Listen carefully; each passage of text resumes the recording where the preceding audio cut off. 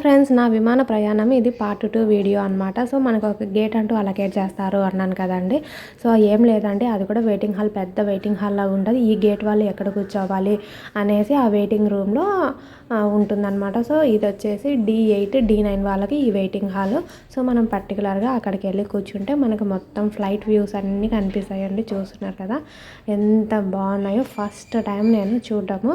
So కొంచెం flights చూసినప్పుడు చాలా ఎగ్జైట్మెంట్గా ఉంది. ఎంత స్పేషియస్గా ఉంది. ఎయిర్పోర్ట్ ఉండాలి కదండి, పెద్ద పెద్ద విమానం రెక్కలు ఉంటాయి, ఈ మాత్రం స్పేషియస్గా లేకపోతే ఎట్లండి.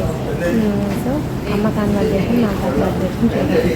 బోర్డింగ్ పర్చేస్ చేసి మమ్మల్ని ఫ్లైట్లోకి అయితే పంపిస్తున్నారు. అమ్మ ఒక మాట అడుగుతుంది, నేను ఒక దానికి రిప్లై చెప్తాను.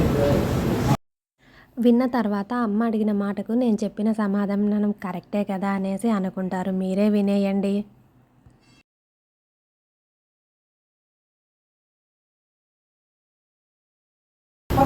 పోతాండే పనే ఏడ ఆగేద్దు.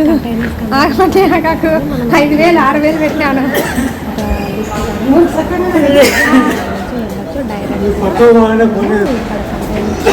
చూస్తున్నారు కదండి, ఇప్పుడైతే మనము ఫ్లైట్లోకి డైరెక్ట్గా వెళ్ళిపోతాము. ఎక్కడే కానీ ఏం కనపరాదు.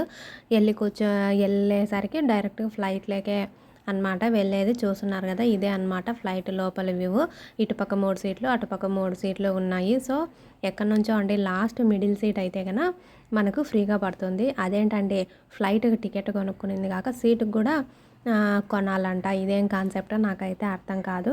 మీకు ఎవరికైనా తెలిసింటే ఎందుకు సీటు కొనాలి, అది టికెట్తో పాటే సీటు కూడా ఇవ్వచ్చు కదా, జస్ట్ సీటు సెలెక్ట్ చేసుకుంటే సరిపోతుంది కదా అనే డౌట్స్ వచ్చాయి నాకు. మీకు తెలిస్తే తప్పకుండా కామెంట్ చేయండి. చూస్తున్నారు కదండి, first time flight take off అయినప్పుడు చెవులు బ్లాక్ అయినట్టు అనిపించిందండి. ఇదైతే నా ఎక్స్పీరియన్స్. వచ్చేటప్పుడు చాలా థ్రిల్లింగ్గా ఉండింది. వెళ్ళేటప్పుడు నాకేం పెద్ద అనిపించలేదు, కానీ వచ్చేటప్పుడు సూపర్గా ఎంజాయ్ చేశాను.